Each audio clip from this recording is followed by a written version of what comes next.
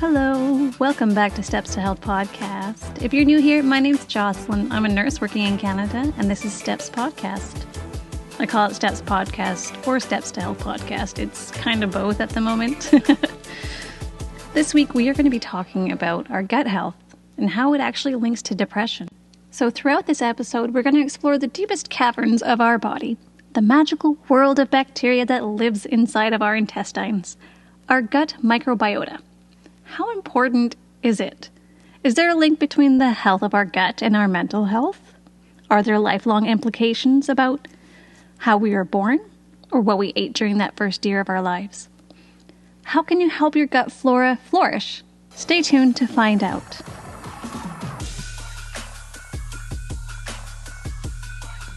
First off, we should probably define what microbiota actually is. You've likely heard of gut health and the bacteria or flora that lives within our gut, inside our intestines. The microbiota in our gut plays some pretty important roles in our overall health and well-being. As more and more research unfolds, we are realizing how incredibly important these microbiota are for our overall health, mental health, immune health, and our physical well-being as a whole. What is the gut-brain axis, and have you heard of it? According to a 2015 article published in the Annals of Gastroenterology, the gut-brain axis consists of, quote, bidirectional communication between the central and the enteric nervous system, linking emotional and cognitive centers of the brain with the peripheral intestinal functions. Essentially, the central nervous system includes the brain and the spinal cord, whereas the enteric nervous system includes nerves within the esophagus, the stomach, the small and large intestines, our pancreas, our gallbladder, and our biliary tree. You may have experienced a time in your life where you were so anxious or nervous that you just couldn't find your way out of the bathroom, so to speak. Frequent bowel movements or the sudden urge to throw up when we're incredibly anxious is a direct result of the central nervous system's influence on our enteric nervous system. This is the gut-brain axis in essence. And much like how the nervous system can influence the enteric nervous system, the enteric nervous system can also influence the nervous system. Not only through stimulation, but did you know that the bacteria within our gut actually produces around 95% of our serotonin?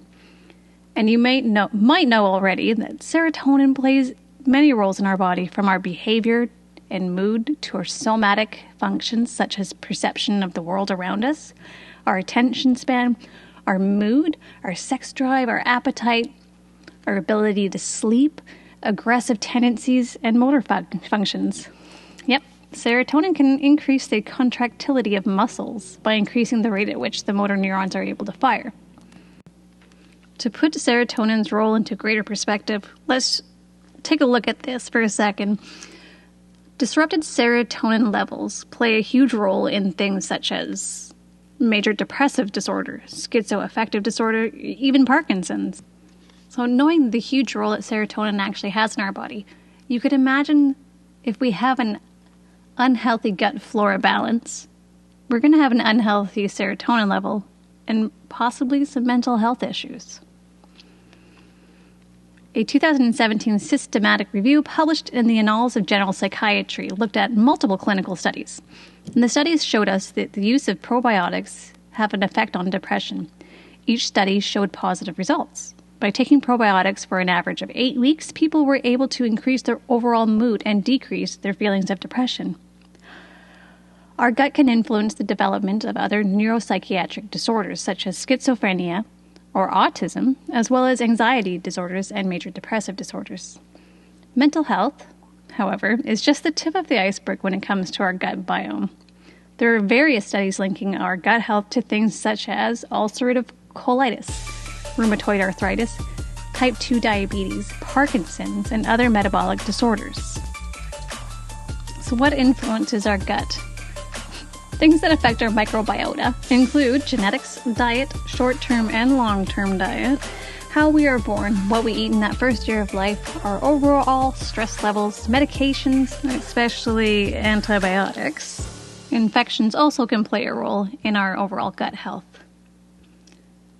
So if you were born by cesarean section, your lowered levels of lactobacilli and bifidobacteria can increase your risk of developing allergies. And much like cesarean babies who are fed formula in the first year of life as opposed to breast milk also have lowered levels of these bacteria. And this also contributes to or predisposes them to developing food allergies as an infant. How do we love our guts? This is an interesting question that is not definitively answered for multiple reasons. Although the science and literature conclusively links diet with the composition and overall levels of our gut microbiota, ultimately further research is required before clinical recommendations can be made. Studies are compromised due to the fact that long-term studies are difficult to maintain, as it would require a diet to be altered for an extended period of time, years. And there are just so many variants that might interfere with this in a clinical study. Current studies can, however, use existing knowledge and apply that to certain diet suggestions, using educated guesses. It is suggested that we increase our consumption of probiotics, omega-3 fatty acids, and other polyphenol-rich foods. Some studies suggest that a high-fat diet can actually lead to low-grade inflammation in the gut. Chronic inflammation at any grade can contribute to poor health outcomes, so that is something to be mindful of. Talk with your healthcare professional about prebiotics and probiotics to help nurture that gut of yours. I'd be a little bit weary about keto diets, considering that high fats can definitely increase inflammation levels. Look into something low inflammatory. Have you tried improving your gut health? How did it go? Let me know in the comments. I'd love to hear your experience. If you're new to this channel, you might be watching this on my YouTube channel. You might be listening to this on the podcast websites. You can find me at stepspodcast.com. On YouTube, I'm Steps to Health.